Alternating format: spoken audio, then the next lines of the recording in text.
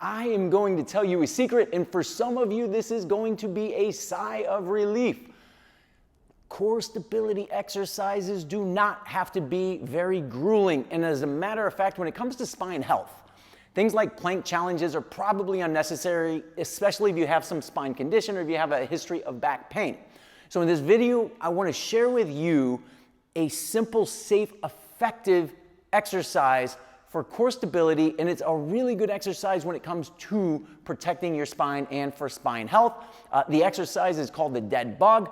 What makes this exercise great is it's going to teach you just this body awareness to get your brain engaged, to cinch up, to get your pubic bone and your rib cage connected. That's where your core stability is. And then you're gonna just use some simple arm and leg movements.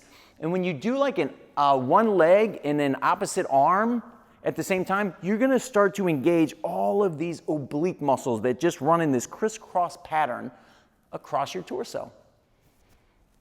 So to start with this dead bug, I said you're gonna connect your pubic bone to your rib cage. You see this space down here? You see all that space in my low back? You wanna cinch this up or essentially flatten your low back down. You wanna get rid of all that space. When you do that, it's as if you're connecting your pubic bone, which is here, and your rib cage is all right here. You are connecting these two things together. It's almost as if you're doing a crunch, but you're not necessarily raising your chest up. All you're doing is connecting low back flat.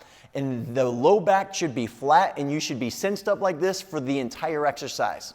So then what you're gonna do is get both of your feet up, if you can, keeping that flat. If at any time during this exercise you find yourself here, you need to reconnect. This is where you're gonna have to be honest with yourself and get right here. So once you have that, for some people, and I'm gonna give you a lot of variations to make this as easy or as hard as it needs to be for you.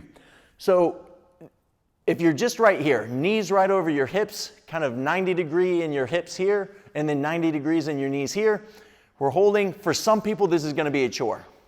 You hold and make sure you're breathing throughout this exercise. No matter which progression you do, you need to make sure that you're really breathing in and out, because using your diaphragm, your breathing muscle, while your core is engaged is extremely important. So we're gonna be in here.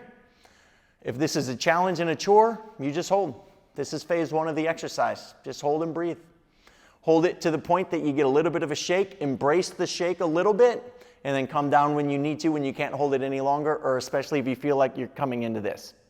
All right, so phase two. If this is easy, you could hold this. You wanna make it more challenging. Arms right in front of you, kind of reaching for the ceiling. Here's where you do that opposite arm and opposite leg. And as you reach simultaneously, good coordination, keeping that low back flat. This is where you get that crisscross pattern. As you reach, all of those oblique muscles I was talking about are going to engage. And then most of the time you could just alternate. So I would go one side, then the other side. Notice how I'm going slow. I'm not trying to rush through this. How fast can I knock these out? I'm going nice and slow, and I'm taking my time. Same idea, embrace the shake.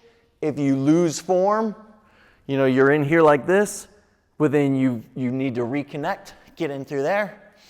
It might be 5 to 10 of those on each side for most people. And then step three, phase three, if that's easy, or if you just want to give a little bit more challenge, get a little bit more engagement, get a little bit more burn in those obliques, you would take an opposite knee to hand, press into each other. So it's as if I'm kind of pressing in like this, really match that force, low back stays flat as it was, and that same idea of that reach.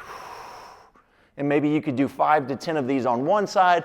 After that, you would change knee to hand, really pressing. I'm pressing in like this, and then here. And so you would do 5 to 10 on the other side as I breathe. So that is your dead bug and some dead bug variations for core stability, simple core stability.